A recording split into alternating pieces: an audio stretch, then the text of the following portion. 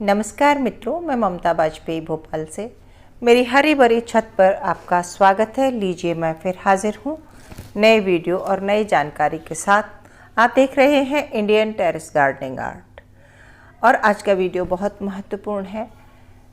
आज के वीडियो का विषय है कि भाजियाँ लगाते समय रखें इन 6 बातों का ध्यान, न करें ये 6 गलतियाँ।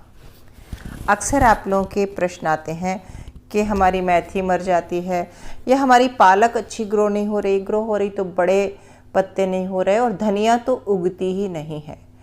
तो कुछ नियम होते हैं बेसिक बागवानी के, वो मैं आपको बताती हूँ। बाकी करते करते अभ्यास से आपको खुद भी पता चल जाता है। तो सबसे पहला जो एक गलती है जो अक्सर लोग करते हैं कि सही टेम्परेचर पर सही बीज सही सब्जियाँ लगाई जाएँ। यानी कि हर बीज का, हर पौधे का अंकुरित होने का, फलने फूलने का एक मौसम होता है। मौसम से मेरा मतलब एक टेम्परेचर होता है। उस तापमान पर ही वो सब्जियां अच्छी चलती हैं। यदि हम उस टेम्परेचर से पहले बीज बो देते हैं तो बीज अंकुरित हो जाता है, लेकिन पौधा ग्रोथ नहीं लेता, और जब पौधा ग्रोथ नहीं लेता तो उसमें इम्यूनिटी डेवलप नहीं होती और कुल मिलाकर फिर आपको फसल नहीं मिलती। तो भाजी भर की सब्जियों की बात करूंगी तो उसमें सब आ जाता है, मेथी, पालक, धनिया, जो भी भाजी आप उगा रहे हैं, चौलाई वगैरह सब। तो टेम्परेचर से मेरा मतलब है जब आपका टेम्परेचर 25 डिग्री के आसपास, यानी अगर मैं डिग्री से तो नहीं बोलूँगी क्योंकि हम में से कोई इतना ध्यान नहीं देता। मैं इसको आसान भाषा में समझाती हूँ कि जब थोड़ी सी ठंडक पड़ने लगे, दिवाली के आसपास भाजियाँ बो देना चाहिए। गांव में लोग इसको इस तरह त्योहारों से रिलेट करके और याद रखते हैं, या कि आसमान से ओस झरने लगे। पत्तों पर जब ओस की बूंदें जमती हैं तब भाजियाँ उस टेम्परेचर में बहुत अच्छी रहती हैं। बहुत ज़्यादा ठंड में भाजियों को नुकसान होता है, लेकिन हाँ, ठंड झेल जाती हैं भाजियाँ। बहुत ठंड होती है और उस ठंड में अगर ओस जमती है तो भाजियों के पत्ते जल सकते हैं। तो आप जब भी बुआई कर रहे हैं थोड़ा धीरज रखें, आराम से बोएं।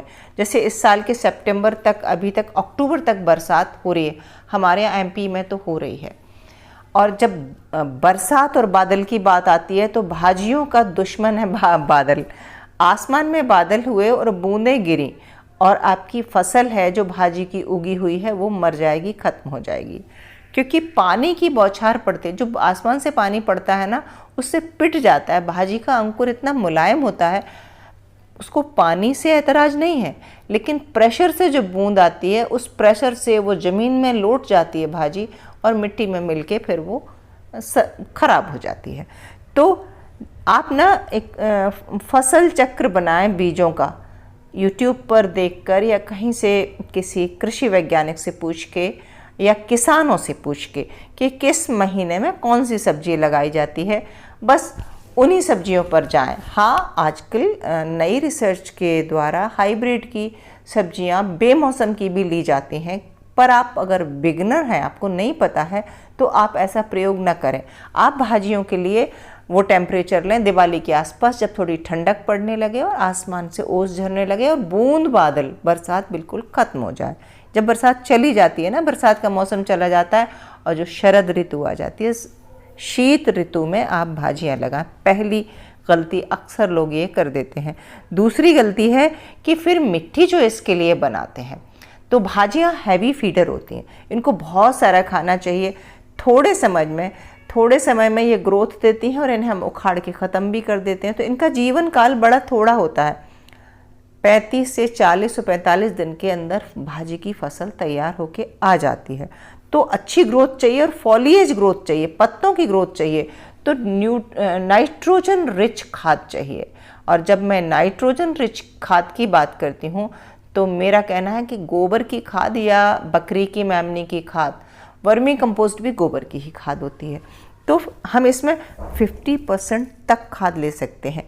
कम से कम 40% तो लेना ही लेना है, अच्छी खाद वाली। 40% जब मैं बोल रही हूँ तो मेरा मतलब है कि सारी खाद मिला के, यानी कि कुछ किचन कंपोस्ट, कुछ वर्मी मिला रहे हैं, कुछ आप गोबर मिला रहे हैं या पत्तों की खाद मिला रहे हैं, सारी खाद मिलाकर खाद का प्रतिशत 40% हो जाए और जो मिट्टी है उसका प्रतिशत 60% हो जाए। मिट्टी को चेक करें, अगर काली मिट्टी है तो वो जब आप तैयार मिट्टी करें तो आप उसको मुट्ठी में बांधें तो वो पत्थर जैसी हार्ड नहीं होना चाहिए। हार्ड मिट्टी में कोई भी भाजी अच्छे से डेवलप होती नहीं है। भाजी को सॉफ्ट मिट्टी चाहिए और खूब खाद वाली, नाइट्रोजन रिच। तो जैसे ही वो बीज अंकुरित हों उसको नाइट्रोजन मिले और बड़े बड़े पत्ते हो जाएं और हमें भाजी खाने को मिले। अब बात कर लेते हैं गलती नंबर 3। हम क्या गलती करते हैं, जैसे कि ये फसल देखिए तैयार है, अब हमें ज़रूरत नहीं है तो हम धनिया तोड़ ही नहीं रहे हैं। पालक है, आज नहीं बनाते कल बनाएंगे तो हम उसकी तोड़ाई नहीं कर रहे हैं। तो तीसरी गलती ये करते हैं कि हम समय पर तोड़ाई नहीं करते। भाजियाँ अगर तैयार हो गई और उन्हें काटना है तो काट ही लेना चाहिए। ऐसा करने से क्या होता है कि आज हमने जब पुराने पत्ते काटे तो नई ग्रोथ, जो रीग्रोथ फिर से आती है, उसके लिए समय मिलता है। और अगर हम समय पर कटाई करते रहें तो हमारी मेथी, पालक, धनिया, इन सब में लगभग 3 कटाई तो हमें भरपूर मिलती हैं। हम इनको छत पर उगाते हैं तो उखाड़ कर नहीं खाते। धनिया के पत्ते तोड़ लेते हैं और जब हम पत्ते तोड़ते रहते हैं तो उसमें नई लीव्स आती रहती हैं। तो समय पर तुड़ाई अगर नहीं करेंगे तो ग्रोथ रुक जाएगी, नई ग्रोथ नहीं आएगी। यह है तीसरी गलती। और चलिए अब बात करते हैं चौथी गलती। चौथी गलती कि हम तुड़ाई तो कर लेते हैं, पहले तो हमने इकट्ठी तुड़ाई नहीं की, फिर थोड़ी तुड़ाई की, टुकड़ों में की, हम तुड़ाई कर भी लिए तो उसके बाद हम क्यारी की केयर नहीं करते। नियम ये कहता है कि जब फसल काट लेते हैं तब उसके बाद फिर से ऊपर से एक लेयर मिट्टी की या गोबर की खाद की छिड़कना चाहिए। कोई भी प्रोडक्शन देने के बाद पौधा कमज़ोर हो जाता है तब उसको एक्स्ट्रा केयर की ज़रूरत होती है। जैसे कि हम जब फलों को हार्वेस्ट करते हैं तो हार्वेस्टिंग के बाद हम कहते हैं पेड़ के आसपास गोबर की खाद डाल दो। तो आप भी यही करें कि खाद और मिट्टी का मिक्सचर बना के रखें, पत्तों की कटाई कर लें, फिर पतली एक लेयर छिड़क दें उस ताज़ी नई मिट्टी की। तो नई लीव्स को रीग्रोथ होने के लिए, हेल्दी ग्रोथ होने के लिए फिर से नई मिट्टी और नई खुराक यानी कि नया नाइट्रोजन रिच मिट्टी मिलेगी तो फटाक से नई ग्रोथ आ जाएगी और हेल्दी होगी। चलिए अब बात करते हैं कि बोते समय एक गलती और करते हैं, हम बहुत घना बीज डाल देते हैं। तो भाजी में ये तय है कि आपने जितना घना बीज डाला उतनी फसल खराब होगी, पतली पतली लैगी हो जाएगी। खास करके मैं बात कर रही हूँ पालक के लिए कि जब पालक हम जब बुआई कर रहे हैं और वो घनी हो भी जाए, धनिया पालक दोनों ही, तो उसका जो तना होता है ना, कहते गुच्छा अच्छा मोटा नहीं बनता, और अच्छा मोटा गुच्छा होता है तो पत्ते बड़े बड़े आते हैं। यदि बोते समय घना कर भी दिया है तो थिनिंग करके यानी कि कमज़ोर पौधे उखाड़ कर निकाल दें। ऐसा करने से जो पौधे बचेंगे उनके आसपास खाली जगह होगी और उन्हें भरपूर खुराक मिलेगी और वो अच्छे मोटे तने के हेल्दी पौधे बनेंगे। अगर हमें बोते समय ये दिक्कत हो जाती है कि पौधा घना हो रहा है, तो जब धनिया बो रहे हैं या मेथी पालक बो रहे हैं तो अगर 1 मुट्ठी बीज हैं तो उसमें 1 मुट्ठी गोबर की खाद मिला लें या वर्मी कंपोस्ट मिला लें, छनी हुई, जिसमें ढेले नहीं हो। इससे आप जब छिड़क के बोएंगे तो कभी भी घना नहीं होगा धनिया। और छठवीं और आखिरी गलती है पानी। जो ये भाजियाँ होती हैं इन्हें पानी बहुत पसंद होता है, इन्हें मॉइस्चर पसंद होता है, इन्हें अच्छा खाना खाद पसंद होती है। तो इनको मॉइस्ट रखें इसकी मिट्टी को।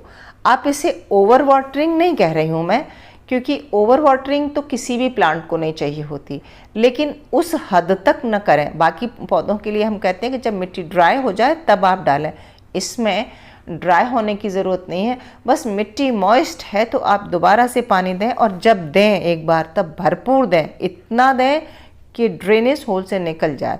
उसके बाद ध्यान रखें ऊपर की लेयर मॉइस्चर जैसे ही ख़त्म हुआ तो आप तुरंत पानी दे दें। अगर हम इसमें और पौधों की तरह, फसल की तरह थोड़ा लेट करते हैं तो ये भाजी जो है ना वो कुम्हला के और वहीं पूरी लौट जाएगी क्यारी में।